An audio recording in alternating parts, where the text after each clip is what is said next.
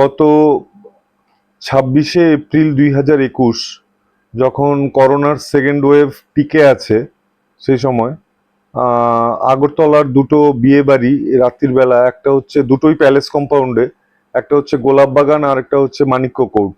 এই দুটো বিয়ে বাড়িতেই বিয়ের অনুষ্ঠান চলছিল রাত্রি 11টার পরেও। আর সেই সময় ওয়েস্ট ত্রিপুরা ডিস্ট্রিক্টের ডিস্ট্রিক্ট ম্যাজিস্ট্রেট ছিলেন ডক্টর শৈলেশ কুমার যাদব। তো উনাকে মোস্ট প্রবাবলি মিডিয়ারই কোনো বন্ধুরা খবর দেন যে স্যার, এরকম করোনা কারফিউ লঙ্ঘন করে বিয়ে বাড়িতে রাত্র 11টার পরও বিয়ের অনুষ্ঠান চলছে, এটা কিভাবে হয়। তো এনিওয়ে, তো কোনো কোনো সোর্স থেকে উনি খবরটা পেয়ে উনি বিয়ে বাড়িতে যান এবং মানিক্য কোর্ট প্রথমে ভিজিট করেন উনি। গোলাপবাগান গোলাপবাগান ভিজিট করার পর তারপরে যান মানিক্য কোর্ট। তো উনি প্রথমে যান অ্যাট অ্যারাউন্ড 11টা, সোয়া 11টা নাগাদ প্রথম যান গোলাপবাগানে। গোলাপবাগানে যাওয়ার পর সেখানে গিয়ে উনি দেখেন বিয়ে বাড়ির মধ্যে হই হল্লা চলছে, সমস্ত কিছু নর্মালি চলছে, ডিজে বাজিয়ে গান চলছে। তো উনি দেখে উনি বলেন যে আমি ডিস্ট্রিক্ট ম্যাজিস্ট্রেট, 144 ধারা লাগু আছে, তো আর ডিজাস্টার ম্যানেজমেন্ট অ্যাক্টও লাগু আছে। আপনারা এইভাবে কারফিউ আওয়ার্স এর বাইরে বা কারফিউ আওয়ার্স এর ভেতরে, সরি, আপনারা বিয়ের অনুষ্ঠানে এই জমায়েত, বেআইনি জমায়েত আপনারা করতে পারেন না, আপনারা চলে যান। তো সেই সময় করোনা নাইট কারফিউ জারি ছিল রাত্রির 10টা থেকে সকাল 5টা পর্যন্ত। তো Shailesh Yadav district disaster management authority হিসেবে, ল এনফোর্সিং এজেন্সি হিসাবে উনি গেছেন, কিন্তু উনার কথা কেউ শোনেনি। তখন উনি বলেছেন যে তাহলে আমি ক্রাউড ডিসপার্স করব। তো অ্যাকর্ডিংলি উনি ওই জমায়েতকে ভেঙে দিতে বলেন, কিন্তু ওরা কেউ শোনেনি। তো ওনার কথা না শোনার পর উনি ওনার পার্সোনাল সিকিউরিটি পিজি ছিল 4জন সঙ্গে, তো ওদেরকে বলেছে যে তোমরা একটা কাজ করো, তোমরা এখানে যারা আছে ওদেরকে বের করে দাও।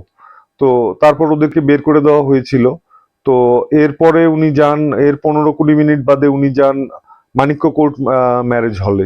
মানিক্য কোর্টে যাওয়ার পর সেখানে গিয়েও দেখেন যে বিয়ে করার জন্য পারমিশন যেটা ডিস্ট্রিক্ট ম্যাজিস্ট্রেটের অফিস থেকে নেওয়া, সেটা হচ্ছে নাইট কারফিউ সময় যেটা বলবৎ ছিল সেই সময়, সেটার ভেতরে সবকিছু করতে হবে। মানে আপনার যদি বিয়ের অনুষ্ঠান সারতেও হয় রাত্রি 10টার ভেতরে, আপনাকে ওটাকে শেষ করে ফেলতে হবে। কিন্তু রাত্রি 11:30 নাগাদ যখন শৈলেশ যাদব ওখানে যান, গিয়ে দেখেন যে নাইট কারফিউ লঙ্ঘন করে তখনও বিয়ের অনুষ্ঠান চলছে। এবং বিয়ের অনুষ্ঠান না, এখানে মাঙ্গলিক অনুষ্ঠানের কথা বলছি না, কারণ আমরা হাইকোর্টকে দেখিয়েছি সেদিন 26/4/2021 বিয়ের লগ্ন ছিল সন্ধে 6টার সময়, এবং একটা ভিডিও ফুটেজ আমরা পেয়েছি যেখানে পাত্র বা পাত্রীর বড় বোন বলছেন যে 6টার সময় বিয়ে হয়ে গেছে। তো সেই জন্য সেটা রাত্রিবেলা 11:30টার সময় যেটা চলছিল, সেটা ডিজে বাজিয়ে গান, আনন্দ ফুর্তি, আনন্দ অনুষ্ঠান যেটা বিয়েতে হয় সেটাই চলছিল। কিন্তু সেটা সম্পূর্ণ বেআইনি ছিল, যেহেতু ডিজাস্টার ম্যানেজমেন্ট অ্যাক্ট লাগু ছিল। কারণ ডিজাস্টার ম্যানেজমেন্ট অ্যাক্ট লাগু করা হয়েছিল চিফ সেক্রেটারির একটা অর্ডার মূলে। সেই অর্ডারটা উনি করেছিলেন 20 এপ্রিল 2021। তো সেই অর্ডার মূলে শৈলেশ যাদবকে ডিস্ট্রিক্ট ডিজাস্টার ম্যানেজমেন্ট অথরিটি হিসেবে পাওয়ার দেওয়া হয়েছিল, এবং উনি নিজেও ডিস্ট্রিক্ট ম্যাজিস্ট্রেট ছিলেন। 144 ধারা উনি নিজেই এনফোর্স করতে পারবেন, এই আইনি ক্ষমতা উনার ছিল। তো অ্যাকর্ডিংলি উনি ডিসপাস করতে বলেন। আর তারপরে কি হয়, এই বিয়ের অনুষ্ঠানে শৈলেশ যাদবের যাওয়া নিয়ে প্রচুর মিডিয়া অ্যাটেনশন ড্র করে। সারা ভারতবর্ষে এটা নিয়ে একটা আলোড়ন পড়ে, বিভিন্ন লোক বিভিন্ন অ্যাঙ্গেল থেকে এটাকে দেখতে শুরু করে। তো তারপর 3টে মামলা হয় শৈলেশ যাদবের এগেনস্টে। 3টে মামলা ত্রিপুরা হাইকোর্টে হয়। একটা মামলা করেন স্বপন কুমার দেব, যে ওই ওই মানিক্য কোর্ট যে বিয়ে বাড়ি, সে বিয়ে বাড়ির পাত্রীর বাবা। আর একটা একটা করেন সর্বানন্দ ঝা, উনি হচ্ছেন গোলাপবাগান ম্যারেজ হলের পুরোহিত ছিলেন। আর একটা করেন আইনজীবী, এটা হচ্ছিল পাবলিক ইন্টারেস্ট লিটিগেশন, সেটা করেন আইনজীবী ভাস্কর দেববর্মা। তো এই 3টে মামলা একসঙ্গে ট্যাগ করে হাইকোর্টে দীর্ঘ বছর চলে। 2021 থেকে মে মাসের 3 তারিখ করা হয়েছিল মামলাগুলো। মে মাসের 3 তারিখ থেকে শুরু করে আজকে পর্যন্ত। আজকে 2024-এর 22শে মে আজকে হাইকোর্টের ডিভিশন বেঞ্চ রায় দিয়েছেন। ডিভিশন বেঞ্চে ছিলেন আমাদের চিফ জাস্টিস মহামান্য শ্রী অপরেশ কুমার সিং এবং জাস্টিস শ্রী অরিন্দম লোধ। তো ওরা দুজন জাজমেন্ট দিয়ে শৈলেশ যাদবকে এই 3টে মামলা থেকেই অব্যাহতি দেন, এবং 3টে মামলাই খারিজ করে দেন।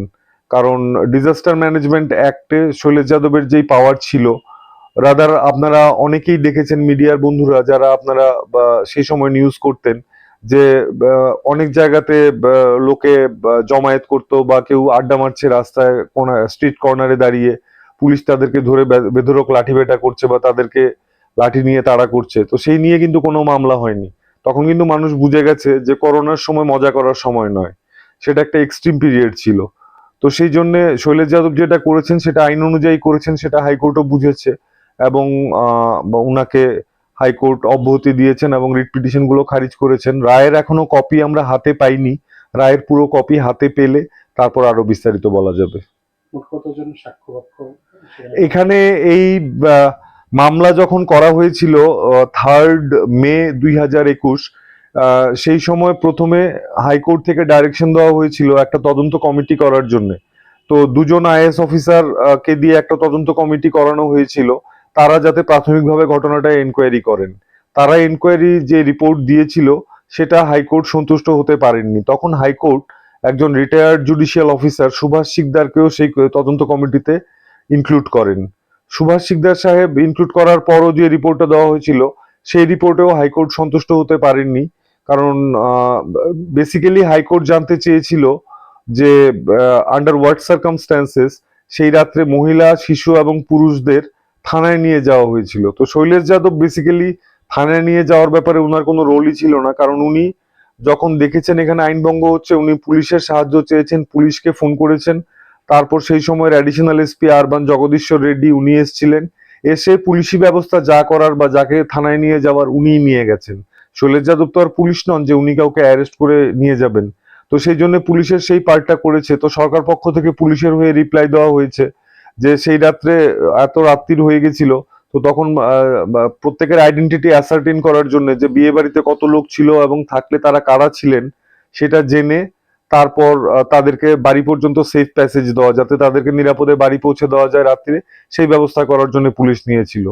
তো এই ছিল স্টেট অফ ত্রিপুরার গ্রাউন্ড। তো দুটো এনকোয়ারি রিপোর্টও যখন হাইকোর্ট সন্তুষ্ট হতে পারেননি, তখন হাইকোর্ট তৃতীয় একটা এনকোয়ারি করিয়েছেন রিটায়ার্ড ডিস্ট্রিক্ট জাজ শ্রী বামদেব মজুমদারকে দিয়ে। তো 3টে এনকোয়ারি রিপোর্ট হাতে ছিল। তো এনকোয়ারি রিপোর্ট আমরা হাতে পাইনি, আমাদেরকে ওটা দেখতে দেওয়া হয়েছিল এবং ওইটা থেকে নোট করে নেওয়ার পারমিশন দেওয়া হয়েছিল। তো সেখানেও দেখা গেছে শৈলেশ যাদবের কাউকে থানায় নিয়ে যাওয়ার মতন কোনো কাজ উনি কাউকে করেননি, অ্যারেস্টও করেননি। এই হচ্ছে টোটালিটি। তো আলটিমেটলি আজকে রায় বেরিয়েছে, তো শৈলেশ যাদবকে হাইকোর্ট অব্যাহতি দিয়েছেন।